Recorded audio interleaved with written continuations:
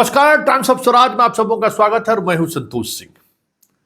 और आज हम टाइम्स ऑफ स्वराज में बात कर रहे हैं कि ये जो गठबंधन तोड़ने की जो रणनीति बनाई गई थी, भले ही उस रणनीति के सामने प्रधानमंत्री मोदी थे, लेकिन उस रणनीति के पीछे अमित शाह 2020 के विधानसभा चुनाव की तरह ही बड़ी साजिश बैठकर तैयार कर रहे थे। ये शायद नीतीश कुमार को पता नहीं था और वो साजिश अब परत दर परत खुलकर सामने आने लगा है। मोदी से जो बातचीत हुई थी, जो खबरें हैं कि तय था कि सुशील मोदी के साथ सरकार बनेगी और नीतीश को भरोसा था कि वो सरकार फिर से 2005 से लेकर 2010 के बीच जिस तरीके से परफॉर्मेंस किया था उसी तरीके से परफॉर्मेंस करेगा। सब कुछ उसी तरीके से बिसात में बिछाई गई थी। नीतीश कुमार सुशील मोदी के साथ सरकार में आने की बात का इंश्योरेंस मिलने के बाद ही कदम आगे बढ़ाया, लेकिन उन्हें यह पता नहीं था कि जिस राजनीतिक दल में सूचिता या वादा या फिर कमिटमेंट का कोई मतलब नहीं है, वो एक बार फिर से नीतीश को दगा नहीं देगा। ये शायद इस खेल में शामिल वो प्यादे भी नहीं समझे और नीतीश भी नहीं समझ पाए। आज ललन सिंह मोदी से मिले हैं, तस्वीर काफी वायरल हो रहा है। कहा जा रहा है कि ललन सिंह नीतीश कुमार के संदेशा लेकर गए थे कि आपने जो भरोसा दिलाया था, आपने जो विश्वास दिलाया था, वो सारा विश्वास तो तार तार होता हुआ दिख रहा है। चीजें इतनी जल्दी बदल जाएगी इसका तो एहसास भी मुझे नहीं था। ठीक 2020 के विधानसभा चुनाव की तरह जिस तरीके से चिराग को खड़ा करके हर एक सीट पर मुझे हराया गया, आज उसी तरीके से जिस दो व्यक्ति की वजह से ये गठबंधन टूटा, आज मेरे बाएं और दाएं बैठा हुआ है। क्या चाहते हैं? क्या यही डायलॉग का फलसफा है? क्या यही वादा का फलसफा है? देखिए अब इस पर आगे होता है क्या।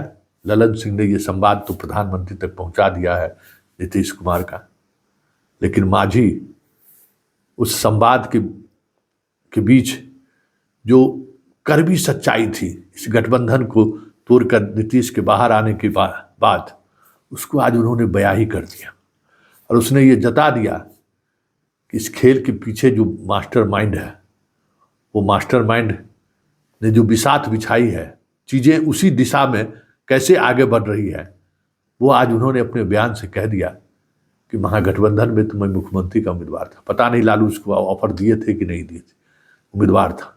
आज 2 मंत्री भी वो देने को तैयार नहीं है, विभाग भी देने को तैयार नहीं है। मतलब नीतीश कुमार 2005 से लेके 2024 तक जिस दबाव से बचते रहे, जिस वजह से गठबंधन बदलते रहे, जिस वजह से इन्होंने एक से एक ऑफर को ठुकराता रहा, आज वही चीजें आंखों के सामने हो रहा है। एक एक बात वो चीजें प्रकट हो रही है जो नीतीश कभी भी जीते जी स्वीकार नहीं कर सकते थे। आज वो सभी बातें स्वीकार करनी पड़ रही है। दोनों तरफ वही लोग खड़े हैं जिसकी वजह से वो गठबंधन तोड़कर आरजेडी में आए थे।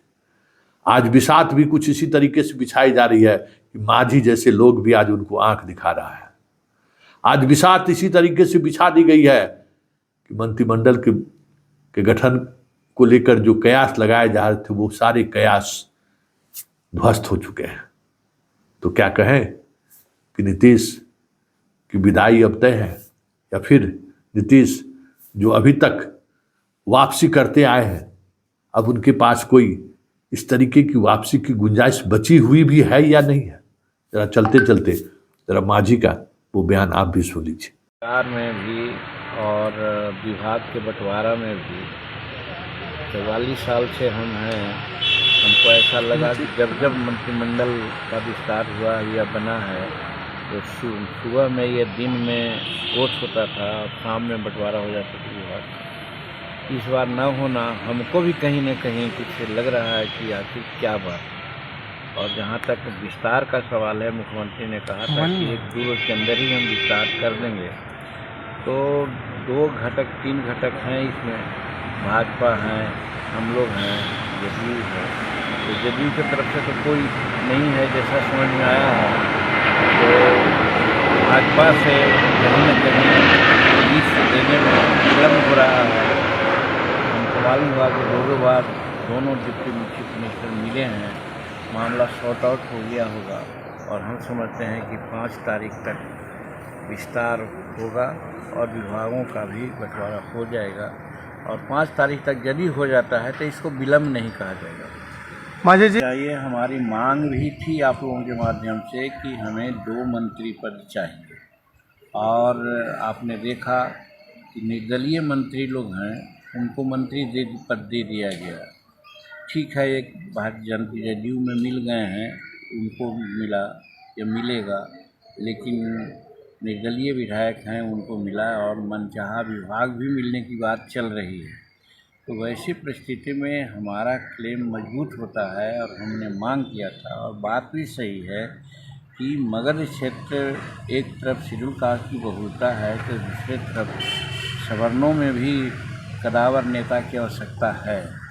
और सवर्णों में कदावर नेता हमारे पास हैं अनिल सिंह, 4 बार विधायक रहे हैं, मंत्री रहे हैं, उन पर किसी प्रकार का आरोप नहीं रहा है।